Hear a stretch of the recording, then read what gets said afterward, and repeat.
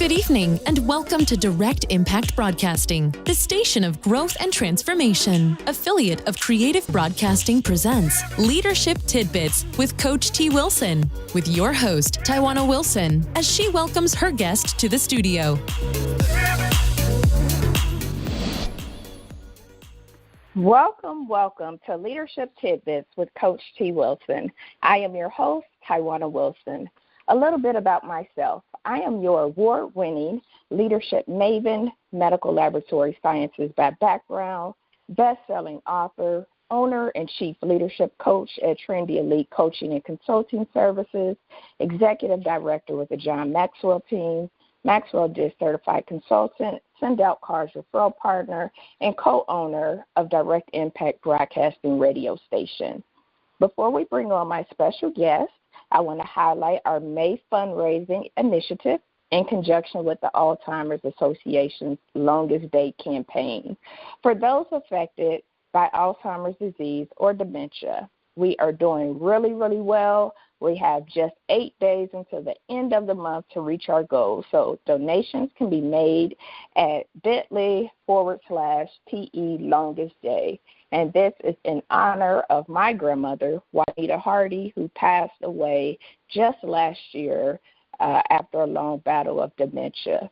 I'm also excited to announce the HBCU Experience Kentucky State University edition. We are still looking for co-authors to participate in this movement that is giving back to not only Kentucky State University, but also the other HBCUs that are represented. For more information about being a co-author, sponsor, or partner for this movement, you can send me an email at tywauna@trendyelitellc.com. That's TYWAUNA@trendyelitellc.com. I would like to say thank you to my media mentors, Ms. Ashley Luttrell and Ms. Kimberly McLemore of Talk Radio and TV Network LLP. Today's special guest is my friend, Ms. Danielle Jones. Ms. Danielle Jones is a young lady who is fueled by her passion to live life to the fullest. She graduated summa cum laude from Florida A&M University with a degree in public relations, and she earned her master's degree in business administration from the University of Cincinnati. As assistant vice president and senior public relations manager at Fifth Third Bank, Ms. Jones provides strategic corporate communications support and corporate communications plans for areas of the bank, including, but not limited to, corporate social responsibility, community and economic development, diversity and inclusion, the historically black colleges and universities, human capital recruitment team, the Fifth Third Bank Foundation, and the Community Development Corporation. Ms. Jones is very involved in the community, and she enjoys giving back.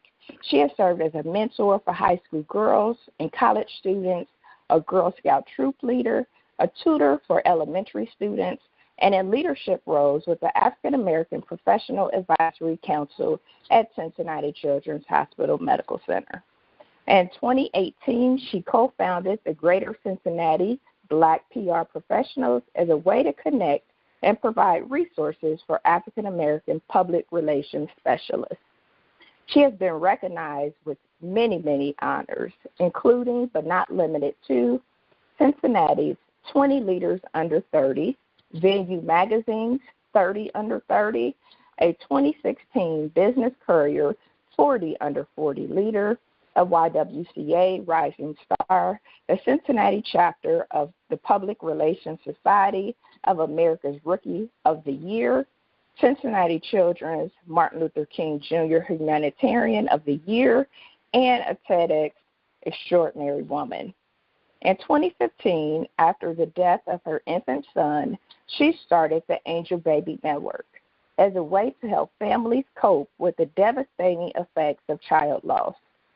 She has served on the Starshine Hospice Board, which focuses on assisting families whose children have terminal medical diagnoses and life-limiting illnesses. And she serves on the advisory board for Cradle Cincinnati, which works to reduce infant mortality.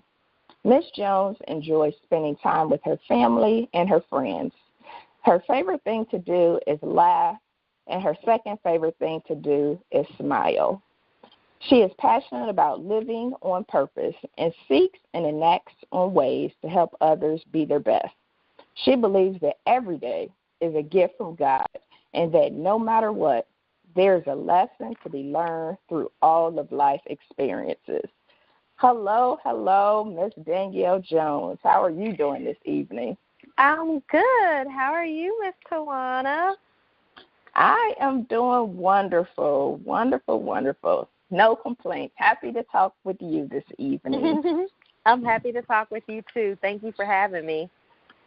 My pleasure. So let's jump right in. Please tell the listeners about your leadership journey and how did you get to where you are today? Sure. So I think that my leadership journey probably has been one in the making since I was little.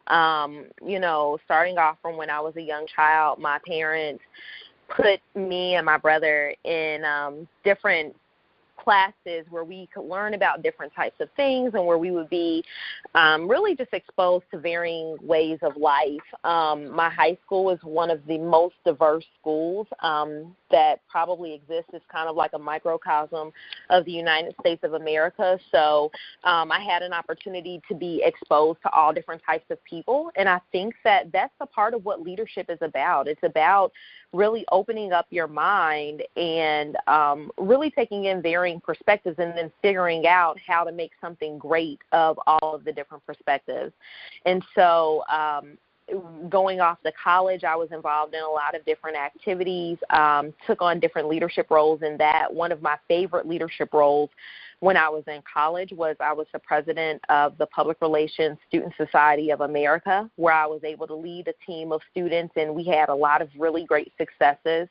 And then after graduating, I went on to work at the Muscular Dystrophy Association as the Regional Public Affairs Coordinator, which was a really cool job coming right out of college.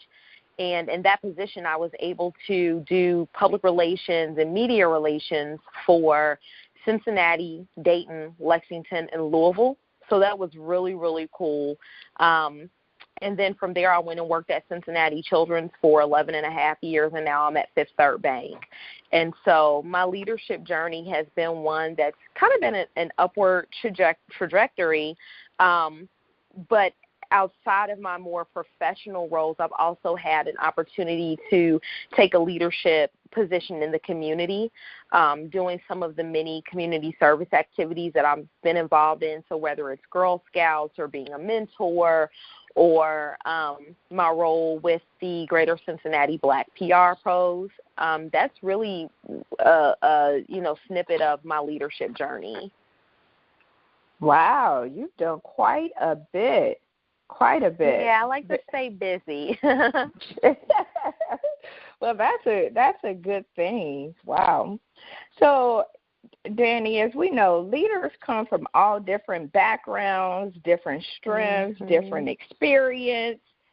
What strengths do you feel are important to thrive as a leader and create your seat at the table? Sure. So I think there's a lot of different things that are important to have as a leader, and one of them I've already touched on, but I cannot say it enough. It's really having that vested interest in people. You don't get to be a leader and not care about people along the way. A leader is someone who gives back, they help out, they coach, they offer constructive criticism. They also are able to take feedback and apply it to whatever they're doing. When you get to the position of being in a leadership role and all you're doing is telling everyone else what to do around you and you're not setting a good example, you're a dictator. Those are two totally different things. And so I believe that having a truly vested interest in people is something that you have to have in order to thrive as a leader. But I think there's also other things like having confidence in yourself, confidence in your decisions, but at the same time being willing to listen to other people. So those listening skills really come into play. making sure that you are leading by example and that you're not just telling everyone else to do. You have to make sure that you are really taking in what matters most and what's going to be for the greater good of the whole, not just what you think is best. And also making sure that you are opening up yourself to varying perspectives and ideas and ways of leading too. What may work for one group of people may not be what works for another people or for another group of people. And I think that you need to learn how to be agile and you need to learn how to pivot when necessary. That's great advice. Great advice. Working with our young people, and you're out in the community working with our young people, it's important for them to know that leaders come from all different backgrounds and they look different, have different experiences. So a lot of the feedback and tidbits that you're giving is exactly what they need to hear. And as I've had leaders from all different industries on here, they are saying some of these exact same things. Best interest in people, listening skills. Listen, young people out there in our listening audience. Leading by example. So those are all good things and valuable things that are very beneficial.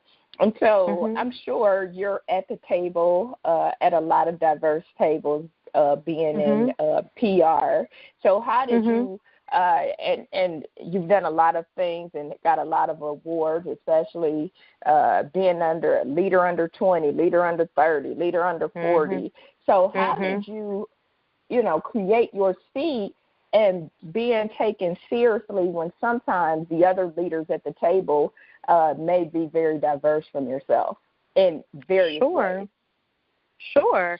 So I think it goes back into those same things about what it takes to be a leader. So having that confidence, and that's something that we'll talk about more later because I've not always had that confidence. So definitely having confidence, definitely listening to people and really listening for what they're saying and not just listening to respond, but taking in what they're saying and then figuring out how to apply it. I remember hearing from a pastor many, many years ago that, the evidence of you actually learning something is when you actually apply what you've learned. And the only way that you're able to apply what you've learned is if you've listened and then you go out and you actually try it.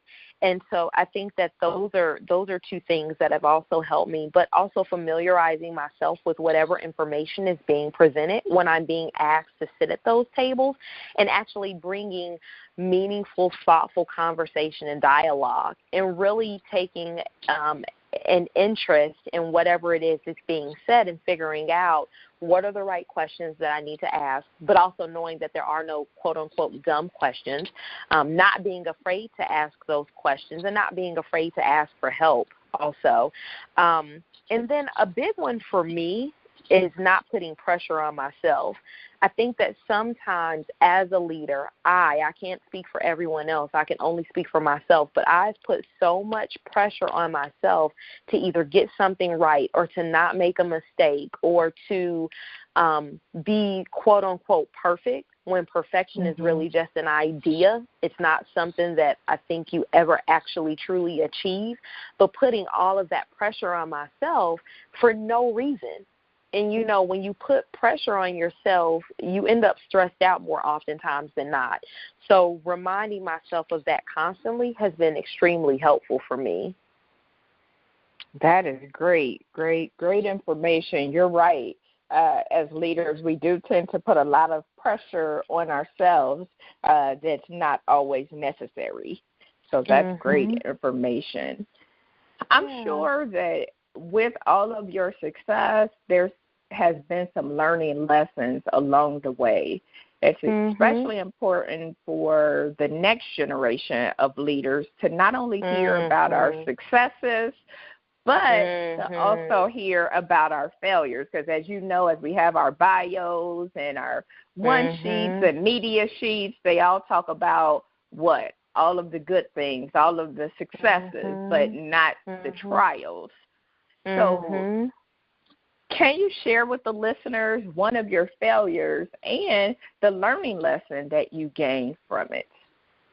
Sure. I'll share a few different things, actually. So, again, and this isn't so much as much of a failure. I'll share a combination of failures and lessons.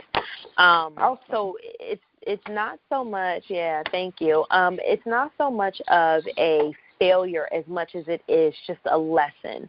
And so I was one of those people who graduated right out of college, and I'm going to be the president, right? Like, I'm just going to take it straight to the top and bypass everything else. It's like, well, we need to go through all of these, lessons and life journeys and da-da-da-da. I'm just going to be the president. But at the end of the day, would you really want that? I sat on a panel yesterday of millennial leaders. I am in the millennial age range. I'm an older millennial, but I'm in the millennial age range. And one of the examples that I shared was actually from another pastor. Many years ago, she shared a story of how if you imagine going to a barbecue and the music is going and everything is good and, you have somebody over in the corner and they're putting food on the grill and, and you think that everything is going to be great, and they plop a piece of raw chicken down in front of you. And you sit there and you look at it. And I'm a pescatarian, so I don't really eat chicken anymore, but I know chicken is good, right? But you sit there and you look at this raw piece of chicken in front of you, and nobody wants to eat that because raw chicken will kill you. And it's a matter of understanding that there's timing in everything, and that in good time and in due season, and when you've been prepared and when you've been ready, that door is going to open up for you. And it took me so long to actually learn that and let that settle in. I think it's just now really starting to hit me that in due time, in due season, I will be prepared to take on whatever role is next for me or whatever next I'm supposed to be doing. I think for me as a young leader, and which can also be a blessing and a curse for a young leader, because you get all of the accolades and you do what you're supposed to do and you get recognized and you think, okay, I'm just going to shoot straight to the top.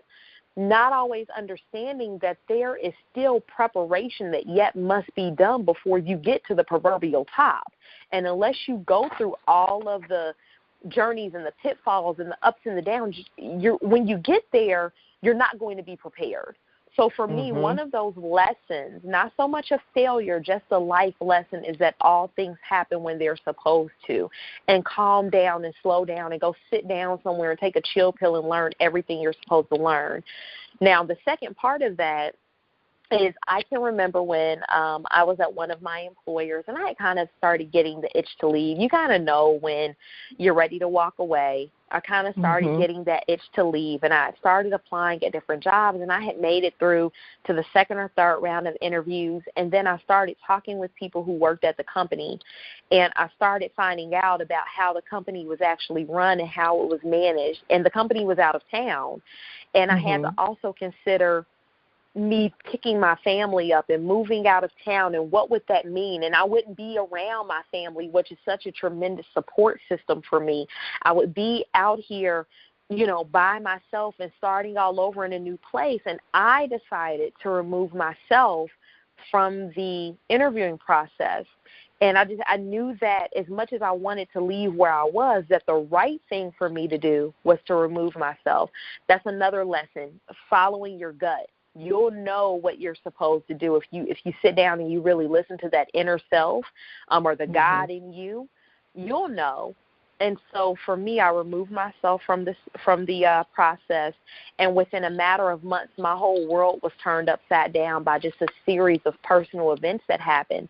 Had I moved because I was trying to move out of timing and ended up in another city away from my family, away from my friends, away from my support system, I don't know what would have happened.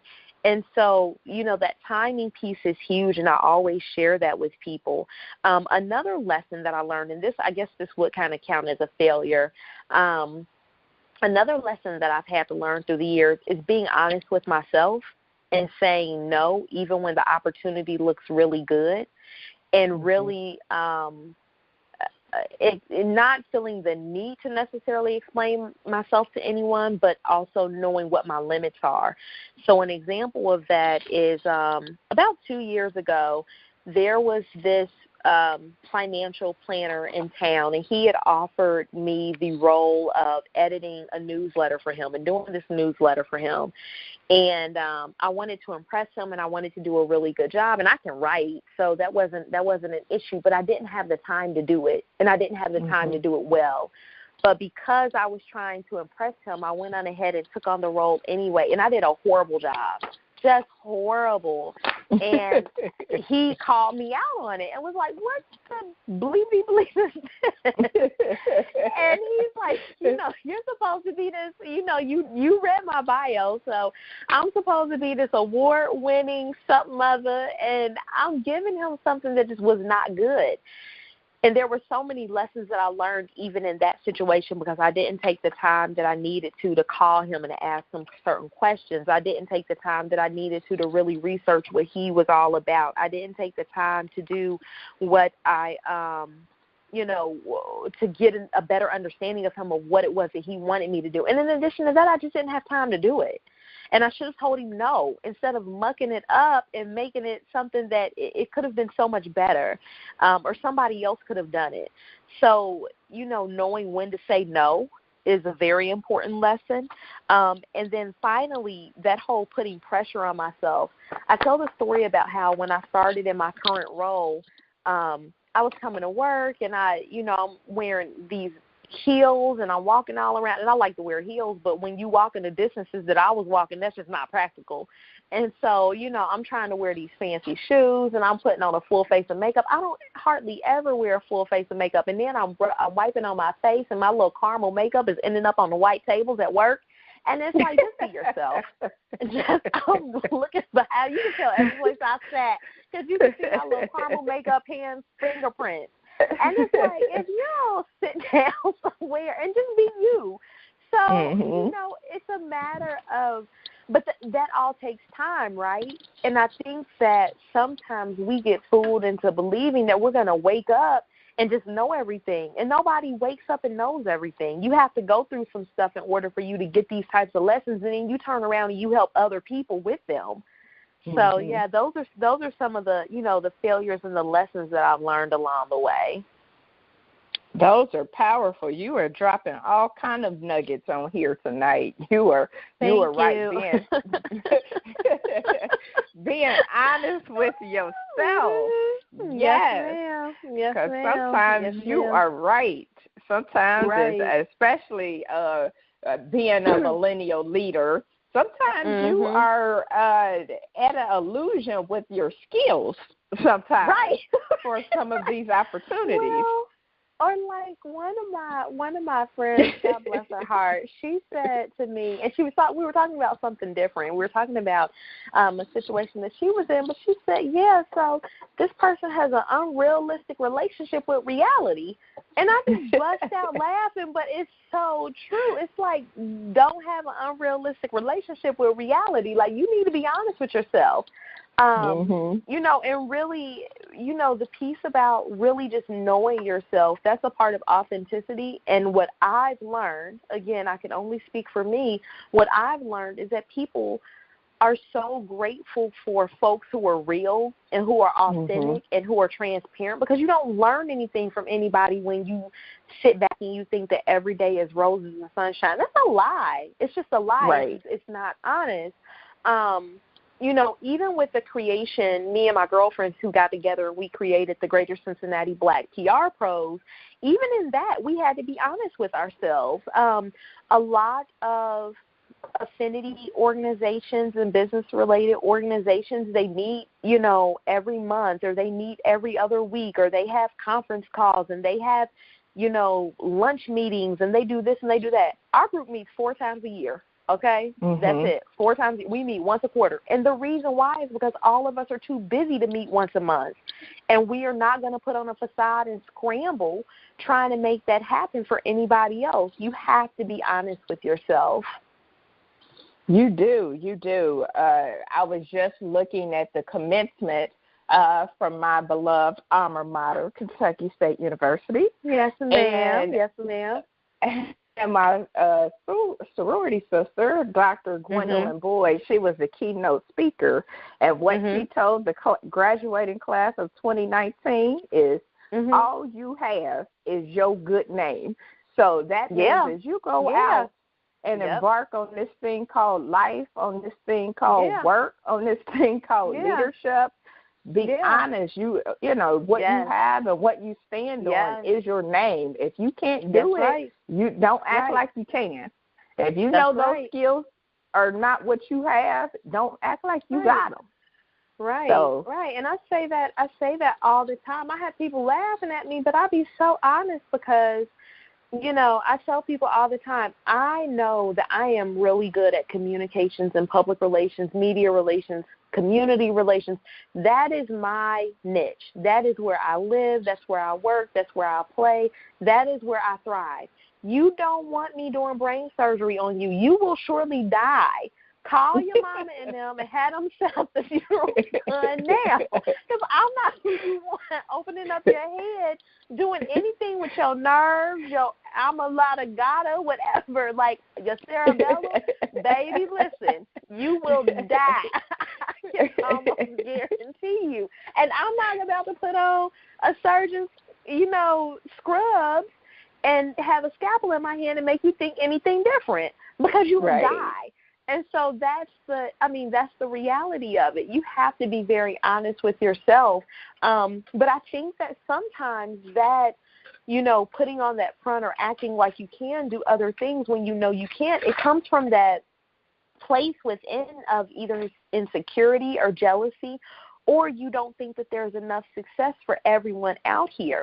And there have been experiences that I've had, not necessarily with work, not professional in the corporate sense, but I was a part of a network marketing company. And you can say whatever you want to say about network marketing companies. I know that some people love them. I know that some people hate them. I know that some people have, crazy thoughts about them, whatever, right way, wrong way, or indifferent. You think whatever you think about them. But I truly believe that at some point everyone should do at least one network marketing company, not a pyramid scheme, but a true network marketing company. So whether it's a Avon or World Ventures or Mary Kay or something along those lines. And the reason why is because you learn so much about yourself. I remember being in the network marketing company that I was a part of, and I truly loved it. And I'm no longer a part of the company, but loved the company, loved everything that we were doing in it. But I was looking at other people around me who were younger than me, who hadn't been with the company as long as me, who were achieving great strides and great success, and they were earning, whatever that next rank was, and they were earning money, and they were being named a top leader and a top this and a top that. And it would bother me because I was thinking to myself, well, I'm doing everything I can, and it's not working out for me. But everything's not meant for everybody. And that is another lesson that all of us have to learn. And there's success for everyone in your right lane. So, again, I got a little successful with what I was doing. And like I said, I enjoyed it and I really liked it. And then life circumstances, it was time for me to step from that part of my life. But one of the lessons that I learned from that was that everything's not necessarily for everybody. And so even in that vein, you can't look at someone else and judge them for what they're doing or for what they're not doing. It's very easy to look over and say, well, I can't believe that they're doing X, Y, and Z. Well, maybe that's not meant for you, but maybe that's where they thrive, and leave them alone and let them do whatever they're doing. I think that's another lesson that I've learned along the way. That's very valuable information. We all have our gifts. If we were all the same, imagine what this world would be like. Exactly. I mean, it's the same thing at the table. If everybody was the same and brought the same ideas, the same gifts, imagine how far a company would go. So that's awesome. That you put yourself in different situations so that you could be challenged, and learn that, this is for me, or no, this isn't for me. Right, and be honest with yourself. It's so important that you're honest with yourself about that. I agree, absolutely. Yeah. What part, if any, has having a senior leader as a mentor or informal sponsors played on the progression of your career? So I am a firm believer that, mentors aren't only at work. I think that you get to have mentors and sponsors in all different areas of your life. When my mom taught me when I was very young that you have different friends for different things. So this might be your group of friends that you go shopping with. This might be the group of friends that you go to the concert with. This might be the group of friends that you go to church with. You have different friends for different things because, again, everyone's not the same. And so for me, I've had different mentors for different things. I've had those spiritual mentors who have pulled me to the side and who've told me, I will pray for you. I will keep you covered. You got this. Like, let me remind you of what the Word of God says. Let me remind you of the child of God who you are. And I've needed them. I've also had people at work who've pulled me aside and they said, hey, this is something that you need to take care of. Or, hey, have you considered this?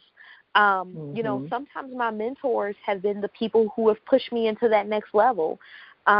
I've also had those sponsors. The difference between a mentor and a sponsor is a mentor is someone who can coach you, they can advise you, they can be that listening ear for you. A sponsor is someone who can go into the rooms that you can't go in, and they can speak on your behalf. And maybe they've never worked on a project directly with you, but they know your character, and they know your reputation, and they are willing to go to bat for you. And so it's important to have mentors and sponsors, at least in my life. I remember when I worked at my former employer, and my boss was one of the very first people who I shared with that I had been approached by another company.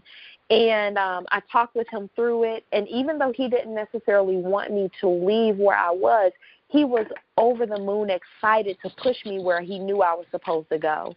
And I think that that's so powerful to have people in your life like that who can say, man, this is such a bittersweet time for me. Maybe you've been providing a service for them, or maybe you've been the best employee they've ever had, or maybe you've been the best boss they've ever had. It takes a really strong person to look and say, hey, I see everything that you've done. You're stellar at what you're doing, but at this point, this chapter here is up. It's time for you to go and be the great person that you're called to be. And a true mentor is able to coach you along that journey. Having female leaders who have been able to pull me to the side and tell me something that's important that maybe a male leader wouldn't be comfortable with telling me has been extremely important and invaluable, all of the days of my career. I remember being all the way back in college, and we had an advisor, Ms. Hall, and Ms. Hall pulled me aside and said, hey, when you're sitting in front of a room full of people, you need to put on a suit jacket. Or, little tidbits like that made a big difference for me. Hey, when you go into an interview, this is what you need to wear. Hey, when you are sitting in a business meeting, this is what you need to do, or this is what you don't need to do. All of those things have been really, really important to me. Awesome. Do you find you have more mentors being men, women, or about the same? I would say probably women just by default. And, we have all of these different opportunities for women to go and learn from other women if a woman is willing to actually go and learn. So I'm a member of, or I've attended several Black Career Women networking events. I was at the All About Women's conference yesterday. I've been to a variety of different female-oriented events and panels and all of that. But at work, I've had male mentors in addition to the female mentors, and that's been just as important. I have a male mentor right now who's kind of like a big brother to me. He works in business banking, and so he and I get together every so often. We talk about life, and we talk about what's actually taking place at our workplace. The gentleman that I mentioned to you before, my former employer, who is still a mentor to me, after, even though I've been gone now from the organization for the last 2 years, and he's been gone too, 18 months, he's still a mentor to me. So by default, I've definitely had more women mentors, and honestly, I feel more comfortable because I feel like with a female, I can go in depth about some personal things also in addition to the professional stuff. But I've also had male mentors who've been extremely helpful to me. I think that you need a mix of both. I think that you also need a mix of mentors and sponsors who are different races. I hate to say it, but there are still some rooms, and all of us know this to be true. The data proves it. There are still some rooms, there are still some seats at the table where white men still can go that we cannot necessarily go. And as awful as that sounds, it is the truth. You can look it up. You can research it. You can pull the data. You can Google it. That is the truth. That's the world that we live in. And so I think that it is important to still have a white male mentor. I have a white male mentor. I have a couple of white male mentors who've been truly influential along the way. And because they can still get in the rooms that we cannot get into, they can coach me and they can help tell me what I need to do when I go into those rooms that maybe I would not have known before. But just as it has been important for me to have those white male mentors, it has also been extremely important for me to have my black female mentors too, who can be honest with me and tell me the truth and all of that also. I absolutely agree. I agree that you should have various mentors, various backgrounds. I absolutely agree. That's great information that you shared. So I often get the question, where do I find leadership experience, or how do I build my leadership toolbox? What advice would you give to an emerging leader, or even one that's looking to reinvent themselves for finding leadership opportunities, whether it's inside or outside of the workplace? Sure. So I think that it starts within yourself. It starts with you having the desire to go and seek out what it is that you truly want. For me, I've learned through the years that I'm a sponge.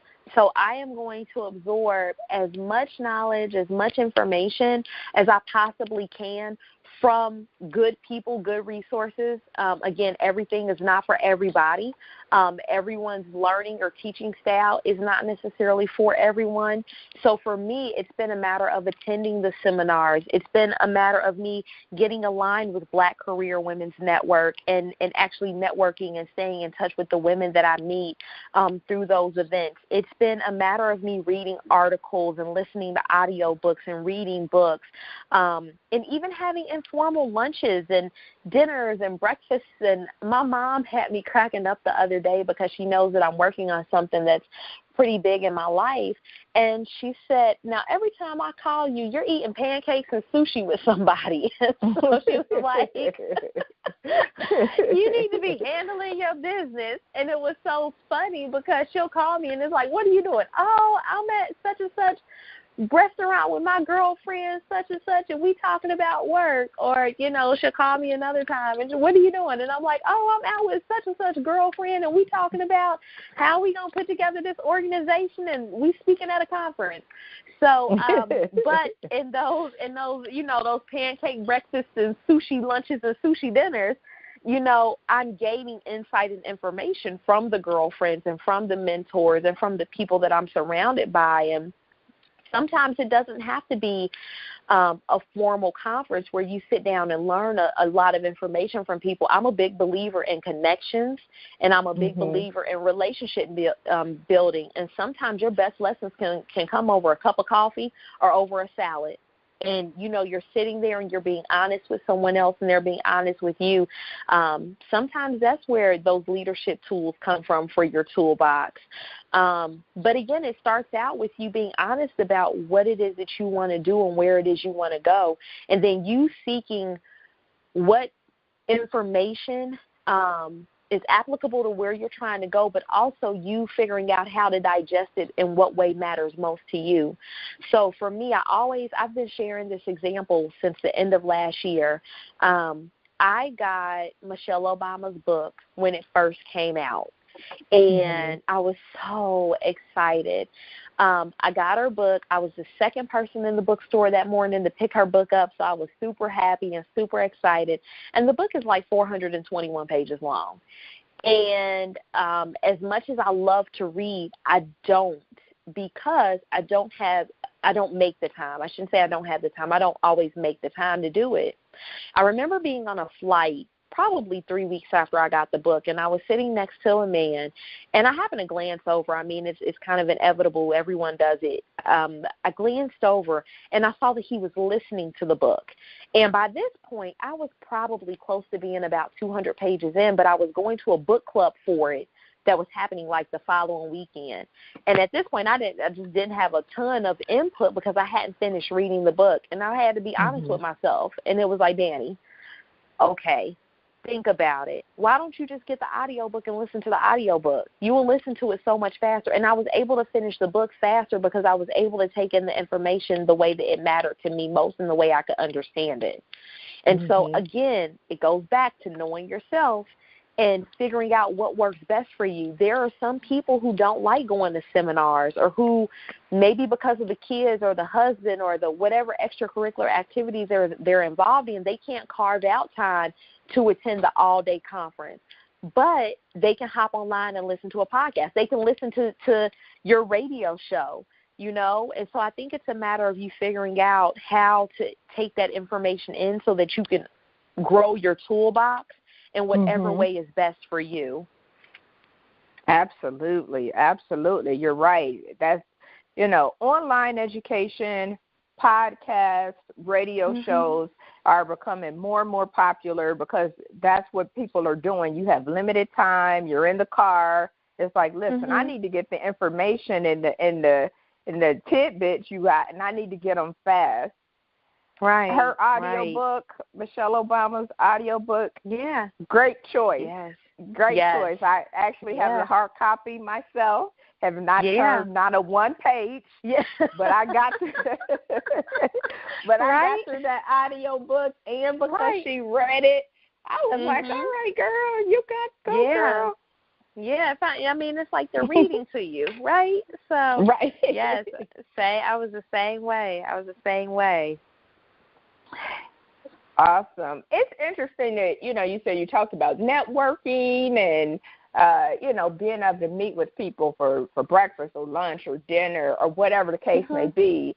And so what kind of tips do you have for people that are networking? Because what I find is we use that word a lot, but what I'm finding is that people really don't know how to network. For example, if you ask to be connected with somebody, don't expect for that person, you know, that you wanted to be connected with to reach out to you after the connection is made. So it's those simple things that we talk about networking and those kind of things, but some people really don't know how to network. I think that, again, I'm gonna stick with my theme. You know, it's been working for the last, how long, 30 minutes, 30 or 40 minutes. I'm going to stick with my theme. It's all about doing what works best for you. And so for me, I remember there was an award that I was getting back at the end of last year, and they said, tell us something that most people would be surprised to learn about you. And one of the things that I said was that I hate happy hours. And it's like, well, who don't like happy hour? Well, for one, I'm not the biggest drinker. So I'm not, I'm the person that might, depending on the day, I might go to the bar and ask for a Sprite. with a little red syrup. Like I'm not the biggest drinker. I have my days, but I'm not the biggest drinker. So going and just standing around and talking to people about the husband, the dog, the cats, and the kids isn't always what intrigues me. What intrigues me is when I can sit down across from someone over a cup of coffee or over lunch, and I really get to know them, and I find out how I can help them and how I can invest in them, and vice versa. And so for me, networking has been really expanding my net and making sure that it has worked for me, as well as me working for other people. So making sure that when I quote unquote network, that I'm making that connection, I find things that are common threads between me and the other person, and then I build off of that. I think with social media, again, it could be a blessing or a curse. It could be easier to network because, you may not always be able to pick up the phone and talk to someone. I mean, you even look at me and you, we're friends. We would go to lunch, and everything when we worked at the same place, but we probably have not physically talked to each other in years. But we stay in touch with each other because we're cheering each other on from the sidelines. Like, oh, my God, Tywauna is doing da-da-da-da-da. I'm so proud of her. You go, girl, da-da-da-da. And vice versa. And I think that helps you stay in touch with people too, but don't let social media become a crutch either. Like, still make the lunch date, still make the coffee date, still reach out through email and just say, hey, I was thinking about you. Shoot a text message. I wanted to know how you were doing. But I think it starts off with you really caring about what someone else has going on and figuring out how you can help them, and then building your net that way. Excellent information. Excellent. Listener audience, Danny just gave y'all a $1 million tidbit right there. So hopefully you caught it. Thank you. So, Danny, I know that you've had a rough patch, a rough, difficult time in your life. And so in 2015, you actually started the Angel Baby Network, an organization that helps families cope with the devastating effects of child loss. So can you share with the listening audience more information about your organization? Sure. So Angel Baby Network was started 4 months after the death of my son. He passed away in July of 2015. And in October, I sat back and I was talking with another girlfriend of mine who had also lost a child. And I said, well, I want to do something for families that will be helpful to them. And she said, let's do it. And that's another, leadership tip. Excuse me. I'm one of those people, I have all of these grandiose ideas, and sometimes I just need someone to push me and say, let's go with it. And she was the person that pushed me and said, let's go with it. And so started up. Started it in October. It officially launched in December of that same year. Again, knowing yourself, so we only meet once every other month instead of every other month. And we're really just a resource that helps families across the tri-state area to bring them together after they've lost a child. Child loss is something that is devastating. It is earth-shattering. It is life-changing. And so to be able to connect with other families who've also experienced that same loss is powerful. And so we get together, we do fun activities, we cry, we laugh, we smile, we stay in touch with each other. And it's something that we all depend on and we get a lot of help from. I know it's been something that's been truly valuable in my healing process, and I know that it's been valuable to a lot of other people also. That is awesome. Can I just say I just love you, Danny. Oh, I love what you are doing and the families that you're impacting, that's just really been a blessing. So watching your journey, like you said, we don't necessarily talk every day, but watching your journey and watching the people that you touch and watching the lives that are changed is just really awesome and really powerful. So thank you for all that you do. And for being a resource for people to be able to, so they're not holding it in. That's kind of one thing that I've talked to different people, and they just, people need an outlet to be able to talk. Yeah. So you are definitely walking the walk and talking the talk and being a blessing to those around you. So thank you. Thank you. Thank you. Thank you. Thank you. Thank you. I appreciate that. Yeah, you were doing it. You were definitely walking into your gift and doing what you were called to do. So that is amazing. Of course, I could talk to you all night all day, and we can go Likewise. on and on. But Likewise. our time tonight is coming to a close. But before we do, what tidbits of wisdom can you leave our listeners with that they can use in their personal and professional lives? Absolutely. So, again, that big piece about just doing what is best for you, not being afraid to step out on faith and make the decisions that are best for you in the situations that you're in, being a good listener, getting those mentors, getting those sponsors, people who can say good things about you on your behalf, and then also investing in yourself. There are some great books that are out there. I'm currently listening to Dare to Lead by Brené Brown. One of the really good books that I listened to earlier this year was a book called You Are a Badass by Jennifer Sincero, because sometimes we know that we are, but we need reminders that we are. And so that was an excellent book for me. I also finished Crushing by T.D. Jakes, which is a book that talks about how even though you may be going through really, really hard times, it's not the end. It's just a comma. It's not a period. There's something beautiful that's coming after that crushing. I'm also reading a book right now called It's Not Supposed to Be This Way that talks about what happens and how to face life's challenges when really bad things happen. But really just taking in whatever information you can that's going to help develop you as a leader, and then surrounding yourself with people who are going to pour back into you and who are going to build you up and remind you of who you are all really important things. And when you get a seat at the table, to use it wisely, listen and then give meaningful and honest and candid feedback, and ask really good questions. Awesome. So how can our listeners stay connected with you and support you in your efforts? Sure. So I'm on LinkedIn. I'm also on Facebook. People can email me. My email address is onlyoneDanielleJones@yahoo.com. I'm out there. People can find me. People can look up Angel Baby Network on Facebook. We're just under Angel Baby Network. You can email us at angelbabynetwork@gmail.com, but I would prefer for people to find us on Facebook because I'll be honest, we don't always check that email address. But you can find us on Facebook also, and Tywauna knows how to find me too. So but LinkedIn is a good way to find me. I'm on LinkedIn. So and send me messages. I respond to all of my LinkedIn messages. So send me a message on LinkedIn and we can definitely talk and connect. Awesome. So thank you so much, Miss Danielle Jones, for taking the time out of your busy schedule to give me the opportunity to interview you tonight. It was definitely an honor and a pleasure catching up with an old friend. Yeah, thank you so much, and thank you for what you're doing to help educate us all and really bring those leadership tools home and for giving us another tool to put in our toolbox. So thank you, and kudos to you too, Ms. Wilson. Oh, you're so sweet. So many blessings and continued success to you on your journey, and I know I will continue to see your name in lights as I have already seen it. Thank you. Likewise. You have a wonderful evening. Thank you.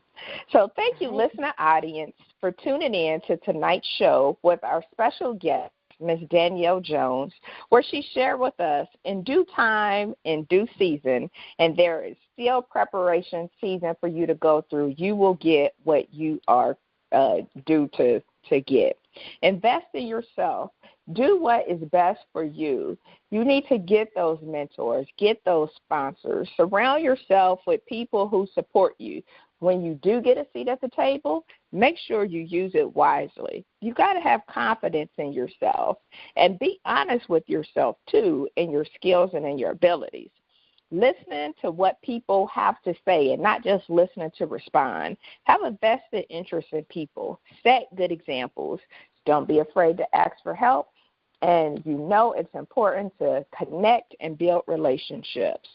So if you are interested in being a guest on this show, starting your own radio show or low-cost advertising, highlighting your business or events, please email us at DIBroadcasting.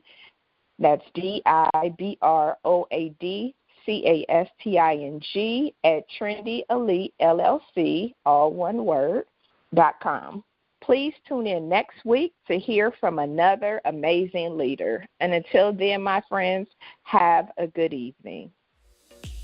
Thank you, friends, for tuning in to another episode of Leadership Tidbits with Coach T. Wilson, where Tywauna speaks with leaders who share nuggets of wisdom that you can use in your personal and professional life. Follow her on Facebook, Instagram, and Twitter at Coach T. Wilson. Connect on LinkedIn or visit www.coachtwilson.com. And remember, in life, learn as much as you can, appreciate often, and lead fearlessly.